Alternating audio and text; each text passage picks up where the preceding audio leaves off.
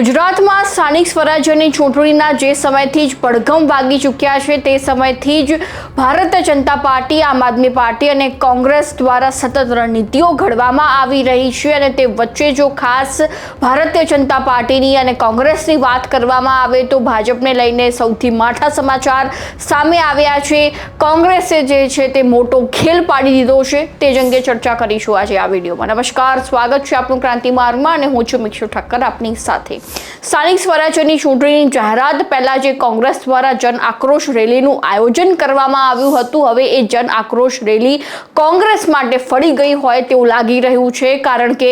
જે સમયથી ચૂંટણીની જાહેરાત થઈ છે તે ત્યારબાદથી જ સતત જે ભારતીય જનતા પાર્ટીના નેતાઓ અને કાર્યકર્તાઓ ભાજપને છોડીને કોંગ્રેસમાં જોડાઈ રહ્યા છે। સતત કોંગ્રેસ પ્રેસ કોન્ફરન્સ કરી રહી છે કે આટલા નેતાઓ અને કાર્યકર્તાઓ અમારા પક્ષમાં જોડાઈ ચૂક્યા છે, પંજાનો ખેસ પહેરી રહ્યા છે। અને તે વચ્ચે તાજેતરમાં જ અમિત ચાવડા દ્વારા અમદાવાદમાં એક પ્રેસ કોન્ફરન્સ કરવામાં આવી અને એક મોટો ધડાકો કરવામાં આવ્યો છે અને ક્યાંક ને ક્યાંક આ સમાચારો સાંભળીને હવે ભારતીય જનતા પાર્ટીની ઊંઘ પણ હરામ થઈ જશે કે આટલા બધા નેતાઓ અને કાર્યકર્તાઓ કોંગ્રેસમાં કેમ જોડાઈ રહ્યા છે। જેમાં પહેલા નવનીત બાલદિયા, જેમાં એ વ્યક્તિને જ્યારે માયાભાઈ આહિરના દીકરા દ્વારા મારપીટ કરવામાં આવી ત્યારે તેને ન્યાય અપાવવા માટે જ્યારે ભારતીય જનતા પાર્ટીના ધારાસભ્ય અને મંત્રી છેક સુધી લડ્યા, મુખ્યમંત્રી જે છે તેમના સુધી રજૂઆત કરી, છતાં પણ છેલ્લે નવનીત બાલદિયાએ કોંગ્રેસમાં જોડાઈ ચૂક્યા, વિપક્ષમાં જોડાઈ ચૂક્યા, તેને લઈને પણ રાજકારણમાં ગરમાવો જોવા મળી રહ્યો છે। અને બીજી બાજુ જો વાત કરવામાં આવે તો તાજેતરમાં પણ કેટલાક કાર્યકર્તાઓ અને નેતાઓ જે છે તે ભારતીય જનતા પાર્ટીમાંથી કોંગ્રેસમાં જોડાયા છે, કેટલાક નામ સામે આવ્યા છે, જેમાં ગુજરાતના સહકારી ક્ષેત્રના વિવિધ આગેવાનો જે કોંગ્રેસ પક્ષમાં જોડાયા હતા, જેમાં કઠલાલના પૂર્વ એપીએમસી ચેરમેન હસમુખભાઈ ગુલાબસિંહ પરમાર કોંગ્રેસમાં જોડાયા છે। ત્યારબાદ ઇન્દ્રવદનભાઈ પરમાર ચેરમેન,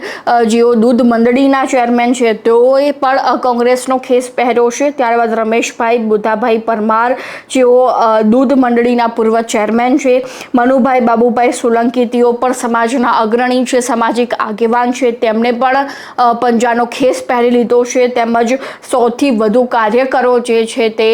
ભારતીય જનતા પાર્ટીમાંથી કોંગ્રેસમાં જોડાયા છે અને તેને લઈને હવે ભારતીય જનતા પાર્ટીને એક મોટો ફટકો પડ્યો હોય તે રીતની સ્થિતિ જોવા મળી રહી છે। ચૂંટણીઓ નજીક આવી રહી છે, ત્યારબાદ વિધાનસભાની ચૂંટણીને પણ મોટો લાંબો સમય નથી જોવા મળી રહ્યો અને તે વચ્ચે જે કોંગ્રેસ દ્વારા એક મોટો જે છે તે ખેલ પાડી દેવામાં આવ્યો છે, જેમાં દર બીજા દિવસે મોટાભાગના કાર્યકર્તાઓ અને નેતાઓ જે છે તે કોંગ્રેસમાં જોડાઈ રહ્યા છે, ક્યાંક અસંતોષ હોવાને કારણે કે અથવા તો જે ખરેખર ભારતીય જનતા પાર્ટી માટે વર્ષોથી કામ કરી રહ્યા હતા તેમને ન ગણવાને કારણે જે છે તે પક્ષ છોડીને કોંગ્રેસમાં જોડાઈ ગયા છે। અને બીજી બાજુ જો વાત કરવામાં આવે તો અમિત ચાવડાના નેતૃત્વમાં હાલ જે કોંગ્રેસ ચાલી રહી છે, ક્યાંક ને ક્યાંક એ સક્ષમ નેતૃત્વને કારણે જે છે તે એ ભારતીય જનતા પાર્ટીમાં જે દુખિયારા નેતાઓ અને કાર્યકર્તાઓ છે તે પોતાનું શુદ્ધિકરણ કરવા માટે ક્યાંક હવે કોંગ્રેસનો ખેસ પહેરી રહ્યા હોય તે રીતની સ્થિતિ પણ જોવા મળી રહી છે। જ્યારે સતત સત્તા પક્ષ એવું કહી રહ્યો હતો કે કોંગ્રેસમાં કોઈને રસ નથી આવવા માટેનો અને કોંગ્રેસ કશું જ નથી કરી શકતી, પરંતુ જ્યારે ચૂંટણીનો સમય નજીક આવ્યો અને કોંગ્રેસ જે છે તે એક્ટિવ મોડમાં આવી, એસી રૂમમાંથી જ્યારે બહાર નીકળી જન આક્રોશ રેલી કરી અને તડકામાં જે છે તે સંઘર્ષ કર્યો અને એ સંઘર્ષનું પરિણામ હાલ જોવા મળ્યું, જેમાં સતત ભારતીય જનતા પાર્ટીના નેતાઓ અને કાર્યકર્તાઓ કોંગ્રેસમાં જોડાઈ રહ્યા છે। તો આ મુદ્દા અંગે તમારું શું કહેવું છે એ પણ અમારા કોમેન્ટ બોક્સમાં જણાવી દેજો અને ખાસ ક્રાંતિ માર્ગને સબસ્ક્રાઇબ કરવાનું ભૂલતા નહીં।